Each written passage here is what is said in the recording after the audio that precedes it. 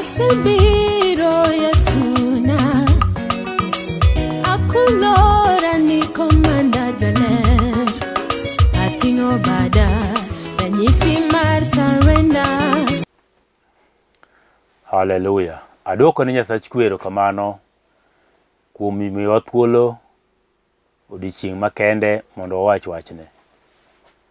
Amor mar bedo ka kodi kawuono kineno wach Nyasaye, nikech Nyasaye mosepango ma kendo osechano ni mondo warom kawuono. Adwa ni mondo alerra kuom nying mara iluonga ni Pastor Sam Boyi.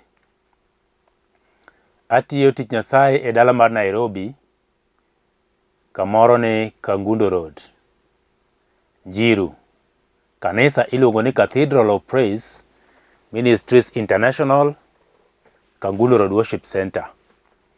Ka intie machiegni Njiru, dala mar Njiru, ka intie Saika, Obama, intie Kayole, intie Umoja, intie Komarok, intie Mwiki, kata kinyalo bedo kuonde machalo kaka Mihango, Matopeni, ka intie Choka, duto waroko e nying Yesu. Kanisa ni machiegni kodi kanyo.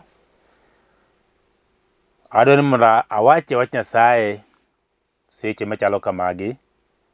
Tadwa ni mondo wadhi kodi kachiel kachiel wasom muma mar Nyasaye e buk mar Isaya. Janabi Isaya 41 matindo 10.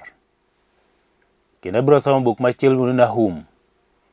Nahum en be en jatich Nyasaye, ne en janabi, kendo ne owacho weche mane Nyasaye nyise. Miyo wasom mokwongo Isaya 41 matindo 10. Muma wacho kama: Kik iluor,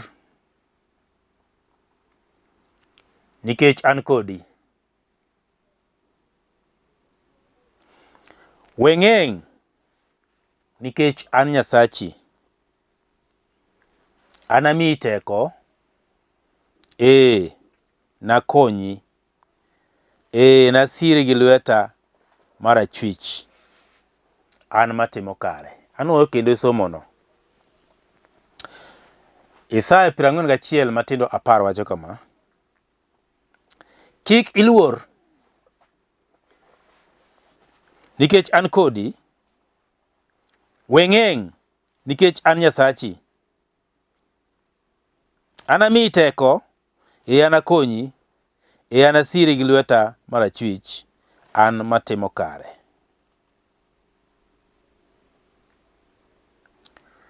Wach Nyasaye wuoyo kodwa e buk mar Isaya masomono 41 matindo 10. Owacho ni kik iluor. Matiende Nyasaye chiko jogene kendo omiyogi wach. Koro janabi mare Isaya kuom jogene mondo omi ochiw wach mosemiye. Mowacho ni okonegi ni kik iluor, nikech en obed kodi. Buk mar Nahum wadhi somo to wacho kama: Nahum en mo matin, en gi weche manok. To Nahum, kisekalo buk mar Mika tichopo Nahum, kaeto idhi Habakuk 1 matindo 7 wacho kama: Jehova ober, mana kar geng'ruok motegno e ndalo mar chandruok, kendo ong'eyo jogo mogene. Muma wuoyo e wach Nyasaye kawacho ni Nyasaye nyiso jogene ni kik iluor, nikech Nyasaye ong'eyo ni nitie joma luor. Kendo wacho ni kik iluor, nikech an kodi. Kendo wacho ni kik ing'eng, nikech nitie jok mang'eng e seche moko. Wacho ni weng'eng, nikech an Nyasachi. Nyasaye chiko jogene kik giluor nikech en kodgi. Seche duto te Nyasaye nitie kod jogene. Samoro nyalo chopo sama ng'ato nyalo paro Nyasaye weye, kata en kende. Kata nyalo ni en gi nyawo moro e kit ngimane. onge gimo nyalo timo.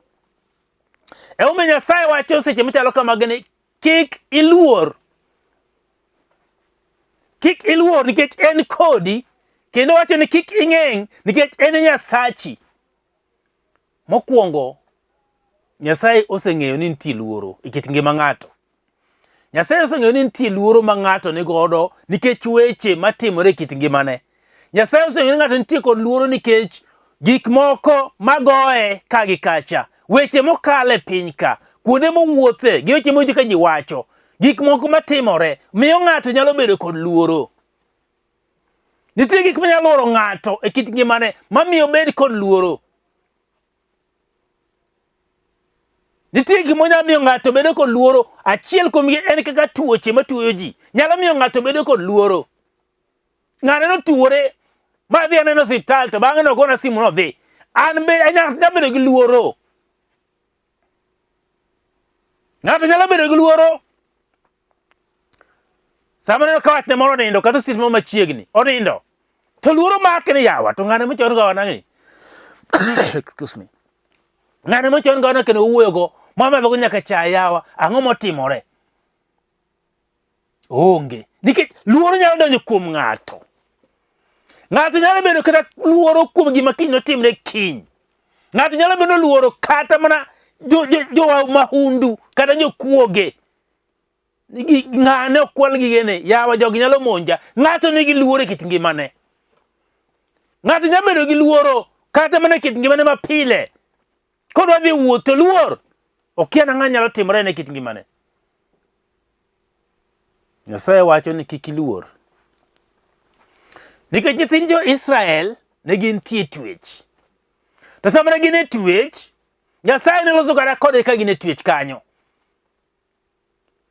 Nikech Nyasaye temo miyo gidhi e twech nikech ok girito chik ma Nyasaye. Ne gitimo richo e nyim Nyasaye. Miyo Nyasaye nokone gin abiro miyo jowasigu biro monjou. To gibiro kawo ma unudhi e piny mar twech.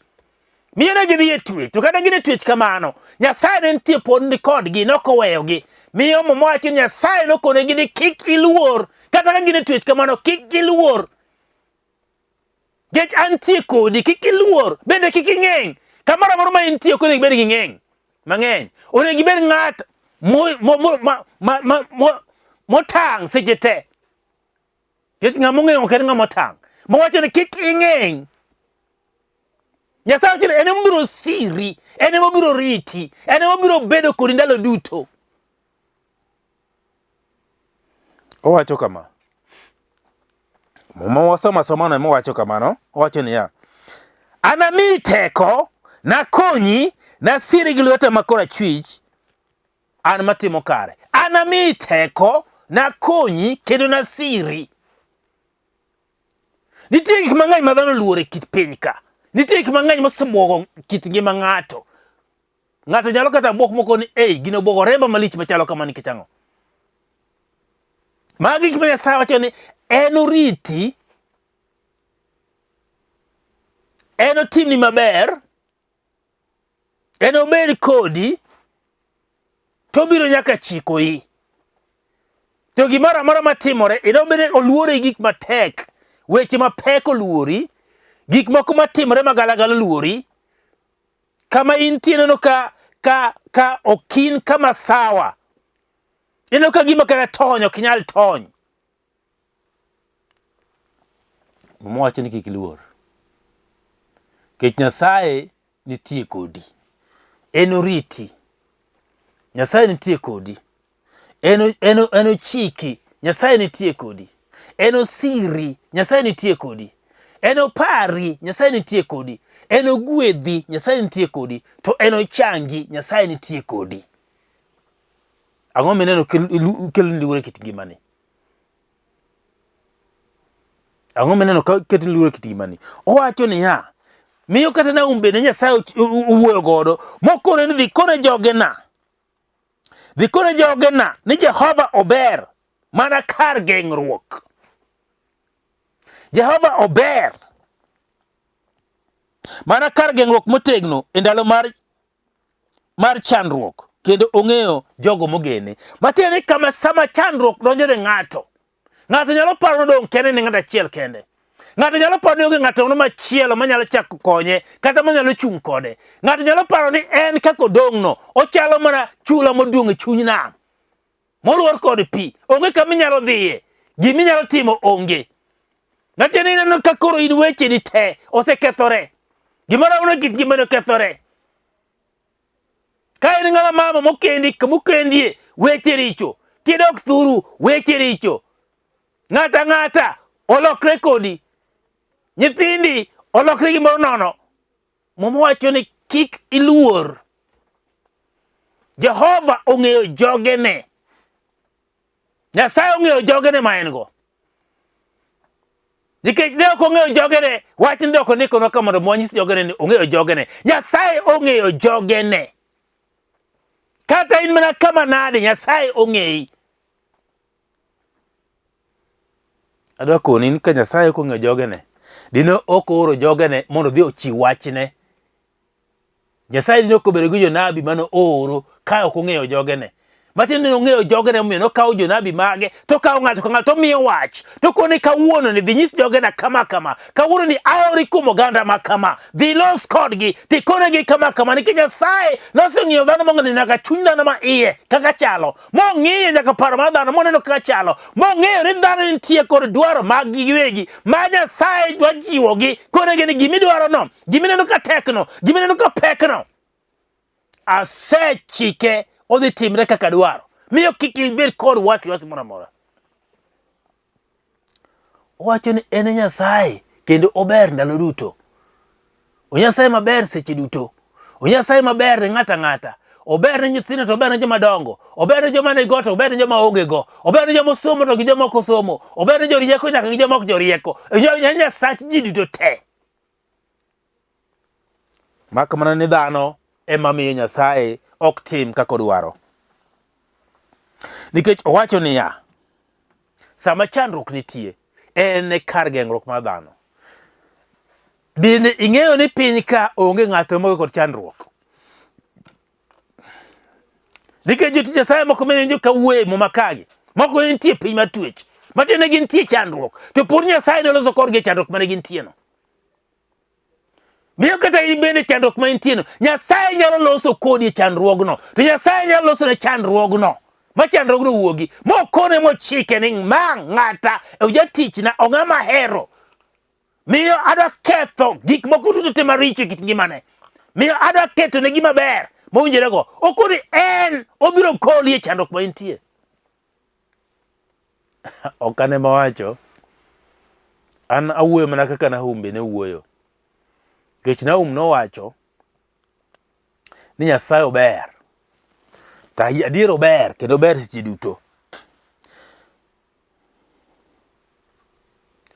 Miyo Nahum no unyiso jothind Israel ni Nyasaye en kar geng'ruok motegno. Kawuono diyie ni Nyasaye en kar geng'ruok motegno manyalo kelo gimoro motegno, gimoro maber e kit ngimani, manyalo kelo lokruok e kit ngima mar ng'ato. Nikech kama piny ochopo masano chomo ema nyaka wawach mana dhano adiera ni Nyasaye to nitie. An awuon kuoma ang'e ni Nyasaye nitie nikech ayie kuome. Tang'eyo ni Nyasaye no onyalo timo gimoro ne ng'ato, gima pek ma dhano wuon ok nyal timo. Emomiyo kata mosomo nondike nikech dhano. To Nyasaye nondike kong'eyo ni nitie jok moko mabiro bedo kod weche mapek e kit ngimani. Ma ka ofwenyne wach mar Nyasaye ni, ma dhi ir Nyasaye mosudo ire machiegni, momako Nyasaye no, to weche ne kaachiel kod gik mathago pache, kaachiel kod ngimane dhi lokore. Nyasaye dhi loko gigo, dhi yawone yo. Miyo emomiyo awuoyo kodi seche machalo kamagi. Ni nyaka to ing'e ni Nyasaye en Nyasach ji duto. En Nyasacha, en Nyasachi, en Nyasach ng'ama chielo cha. To gi macha to gi macha. Gite gin jog Nyasaye. Ok Nyasaye ok odewo ni ng'ato ae piny mane. Nyasaye ok odewo ni ng'ato rangi ne chal nade. Nyasaye ok odewo kata ni in e din mane. Nikech dinde to magwa wan dhano. Yesu noko biro gi din. Ok odewo ni in e din mane. Ok odewo. Nikech dinego boko ni ke polo ok odewo. On chunyi modich go. In wuon gi din ma intie no. Chunyi modich go. Awinjo ka jomoko pako kanisa gi malich mokalo. Kaka kanisa moromo. Muma to pok onyisa gima kamano. To nying kanisa go be karachiel onge muma ka. Nyasaye odich gi chuny mar ng'ato. Ok odich gi kanisa. Nyasaye odich gi chuny mar ng'ato. Nikech chuny no ma Nyasaye no tudre go. Nikech mwach Nyasaye no chwe dhano kido mare wuon. To kido ma Nyasaye chwe dhano ok en ringruok ma wan go ni. En chuny ma iye. Mane kido mar dhano ma Nyasaye chweyo. To mane gima Nyasaye odich go. Ok en ringruok mako ni. Ringruok to miyo dhano donjo e richo. Kendo pogo dhano gi Nyasaye. To ng'ama chunye osemakore gi Nyasaye. En ema biro telo. To ringruok luwe. Obiro kone ringruok gima nego ringruok otim. To ringruok ok bi kone gima nego tim. Emiyo ng'at moro makre gi Nyasaye, momako Nyasaye gi lwete ariyo, mochikore gi Nyasaye no, momako okawo weche Nyasaye, mochomre go tir.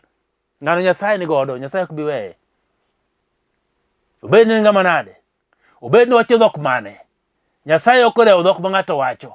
En odich gi ng'ato gi chunye maiye. Hallelujah. Aduoko ne Jehova erokamano nikech Nyasaye ma jaber.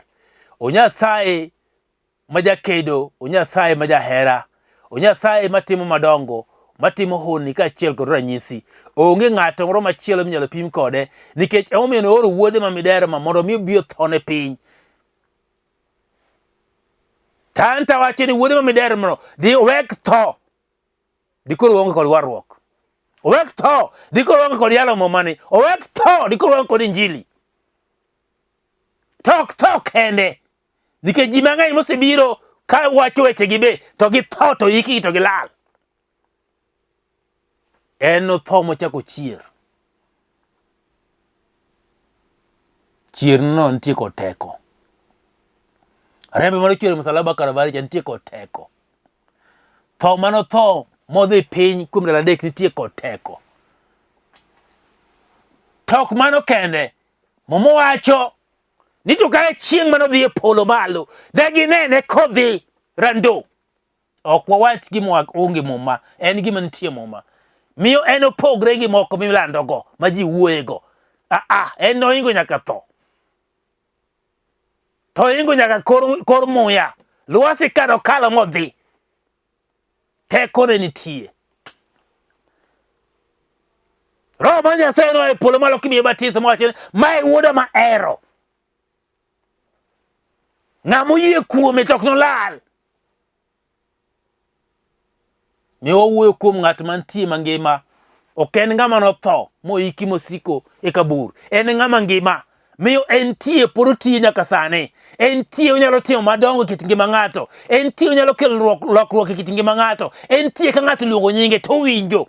Entie onyalo sudo machiegni kod ng'ato. Motimne ng'ato maber kaka dwarore. Entie odiochieng' otieno. Entie seche 24. Entie e dala mar ng'ato. Entie kit ngima mar ng'ato. Kamoro amora ma ji chokore mowacho ni kama ji chokore 2 3 e nyinge. Entie kanyo. Onyalo timo maber. Onyalo timo madongo. Onyalo loko kit ngima. Ene moloko gik moko kit ngima dhano. Ogolo maricho to keto mabeyo. Me abiro moro miakoni entie to ober. Kendo ber abera kabisa. Ober abera chuth kendo ber seche duto te. Ng'amo yie kuome to nyaka ne ber. Ng'amo yie kuome to nyaka ne lokruok. Ng'amo yie kuome to nyaka chunye ma iye bed kod kwe. Ng'amo yie kuome to nyaka chunye ma iye bed kod geno. Ni kare duto nyalore. Ni to kare onyalo timo ne ng'ato maber. Wakoni ni ok nobiro mondo mi dhano ober gi chandruok. Ok nobiro mondo mi dhano orage kit ngima ngima pile. Ok nobiro mondo mi dhano odhi mbele gi richo makelo tho. Nobiro mondo mi owargi e richo no makelo tho. Kaka noloyo tho. E kaka jok mantie kumbi biro loyo tho. Mane gima muma wacho. Ana wuo mana kuom moko dhi oko mar muma. Miyo Nyasaye no entie. Oneni kamoro amora ma intie. Kamoro amora ma ng'ato nitie oneno. To kidonge Nyasaye no neni. Som mum buk mar Jona. Gima ne timore ni Neve Nyasaye no neno. Mogolo nyaka Jona mokone ni dhi land wach na maber. Jona notemo ringo. To Nyasaye nochune modhi. Moyalo ma jogo noduogo kuom Nyasaye. Moywak ne Nyasaye. Kotweyo. Kendo rwako pien guguru. Kagiywak ne Jehova. Nikech wach mane Nyasaye oro e piny Nineve. Kado ng'eni Nineve otow. Kendo kethore. Petro kano maki.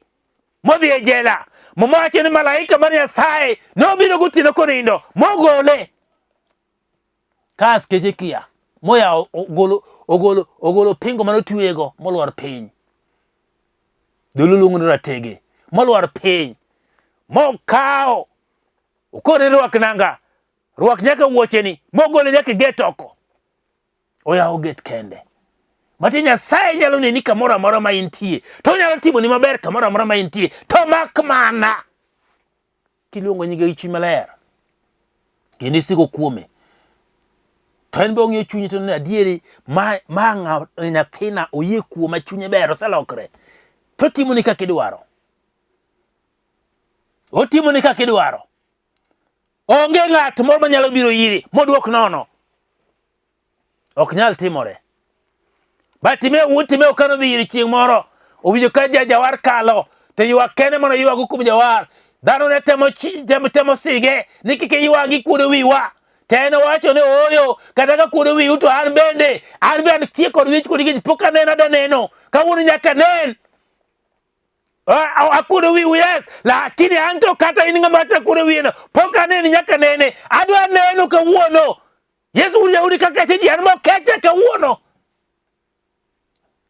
Nokecho Timeo. Jakwecho mamufu manobede e bath yo pile ka kwayo ji. To noneno chieng' no.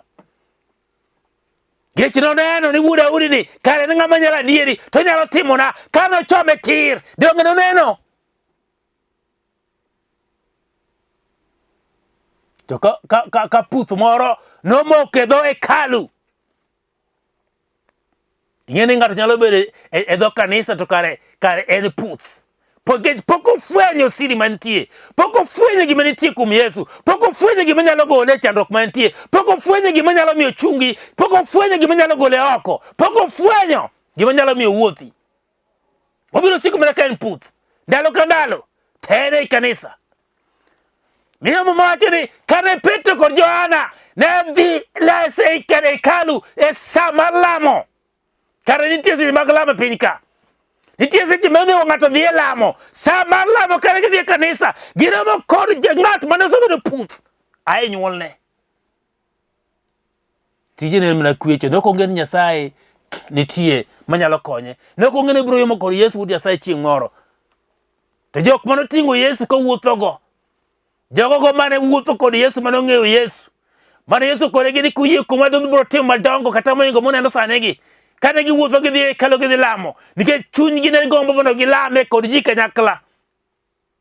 Makone kama noneno gi to wacho ni oneno mara pesa nikech joka nolokre maler. Ng'ama ohero Nyasaye nyaka bed ng'ama long'o maler modimbore. Nono ka jogo joma odimbore joma wangwana. Joma olwakre maler, joma smart. To chiko lwete mondo migi miye pesa. To momacho ni gikone nyiwa tir. To gima wan go ema kawuono dhi miyi. Ne giwacho ni gima wan go ema dhi miyi kawuono. Pesa kod dhahabu to waonge go. To mak mana gima wan go wadhi wenu kawuono. In ikri marom nade mondo mi weni Yesu wuod Nyasaye. To ne giwene Yesu mane gin go. Yesu mane giting'o kende ne gionge pesa. Ne giting'o Yesu ging'iyo ng'ado gino gi dwaro mare. Ok en kata pesa. Dwaro mare en mondo mi teko mag tiendene oduogi mondo mi chung mondo wuothi mondo dhi omany pesa no kende wuon. Kare bedo piny nokwecho pile ka pile. Noyudo Yesu wuod Nyasaye. Yesu notimone maber. Ng'ama dwaro Yesu moromo kod Yesu no ngimane nyaka lokre. Nyaka obed ng'ama opogore kod ji. Nyaka obed ng'ama ni kare. Nyaka obed ng'at mantie kod geno. Nyaka obed ng'at ma ngimane nyaka lokre. Ok obibiro biro kosiko nyaka kaka en nyaka chieng'. Oyo Nyasaye nyaka lok kit ngima ng'ato. Kendo koloko to loke chuth. Akono ga pile Nyasaye ok en jalok dhoch. En ogolo dhoch to wito oko kabisa. Nikech ng'ama loko dhoch loko kendo tero ng'ama chielo. Nyasaye ok jagolo dhoch machak mi ng'ama chielo, ok oloko dhoch. En ogolo dhoch to ogole te to wite oko to wich wil kode kabisa. To neno dong' kanyo ni karo nyalo timo. To timo. Kendo neno maber e kit ngimani. Adieri gi ne thaga to norumo. Rumo nyigi Yesu. En ang'o meneno kata kawuono ok nyarumono? Wach mane momaki mopong'o kori mamiyo ok inyayueyo? Wach mane momaki? Wach mane mosetedho pachi higni mang'eny? Wach mane mosebedo kotweyi sa ka sa? Wach mane mamiyo kiwuoyo tiboto mana wach? En wach mane? Adware ni mondo ikele ne Yesu ja-Nazareth kawuono. Kele ne Yesu Wuod Nyasaye mondo wane kobiro bedo matek. Gik mosebedo ka chando pachi kendo goyi ka gi kacha. Mamiyo kara nindo ok teri gotieno. Kati chiemo to kiyieng'. Dende lunya. Idhera dhera didi adhiya. En wach mane? Kele ne Yesu kawuono ja-Nazareth. Kata ka ne ich mao saka sa, kele ne Yesu. Kata ka nyathi molokre sugu imanya gi sirikal, kele ne Yesu. Adoni kama intie kule wi piny mondo lam Nyasaye. Kule wi piny kama intie mondo lam Nyasaye. Jehova duoko ni erokamano. Inyasach nyiseche. Inyasaye manyalo. Ijaduong' mar ndalo. Nyasaye mangima. Nyasaye matimo madongo. Nyasaye maloko gik maricho to keto bedo mabeyo. Intie ka sechegi. Jawinjo mara kaachiel kod janeno mara wachni gisekao kendo osedonjo e itgi. Tang'eyo ni in Nyasaye isewachonegi ni kik giluor. Kik giluor nikech in Nyasaye manyalo gik mamiyo luoro bedo e kit ngimagi. Takaogi aketogi lweti Nyasaye seche machalo kamagni pargie weche momoko kodgi matek motamore wuok e kit ngimagi mamiyo gi kibaji mamiyo ka giwuotho to muchgi ruma pachgi bende lal. Nyasaye mago ema achiko e nying Yesu Kristo ni mondo okethgi gikethre seche machalo kamagi. To duong' kod pak nodogni polo malo nikech in Jehova i Nyasaye manyalo gik moko duto. Amiyi duong' kendo apako nyingino maler nikech isetimo kendo inyalo. Duong' kod pak odogni polo malo e nying Yesu majawar. Amen. Wachni amen. Kapok iyudo Yesu, tere mondo alamie kodi mondo iyudo Yesu nikech bende onyalo bedo tich manono kionge kod Yesu e kit ngimani tiparo ni gik moko nyalo dhi maber. Yesu to biro timo ni mana maber to nikech nitie richo ma ji pod donje, gibiro chako donjo kendo richo to gik mano ogol kuomi ka chako duogo. Miyo kiwaro rito richi werigo to mano e ka gik moko timre kit ngimani tiyudo kikuo kabisa magigo kodhi to dhi kabisa ok chak duogi. Adoni mondo alam kodi lam mar warruok. Ka in ng'ato machalo kamano, wach ni Ruoth Yesu abiro iri. War dhod chunya. Ng'wonna richona duto te. Abed ng'ama ler. To an aluwi ndalo duto. Ruch nyinga e kitabu mar tho. To ndik nyinga e kitabu mar ngima. Aduoko ni erokamano kuom wara. E nyingi maler. Amen. Kilamo lamono many kanisa miyale injili maber mipuonjo wach Nyasaye tidhiye tibed kodgi piny tikone gino wari nino jayalo kayale Lolwe Tv to oyal ni lamo ni lamo mar warruok idhiye kanisa Nyasaye biro timo maber. Weche mathago Duto te obiro loyoni. Aduoko ni Nyasaye erokamano. Namba na en 0722 944 623 kata 0731 495 873. Gine screen ka. Kineno kanti biro neno nambano. Nyasaye mondo gwedhi. Kigoyo nambano wacho Nyasaye walam Nyasaye biro timo maber. Ng'wono shalom. Amen. Atingo bada ranyisi mar surrender. Achiwo chunya duto te arangi akwayi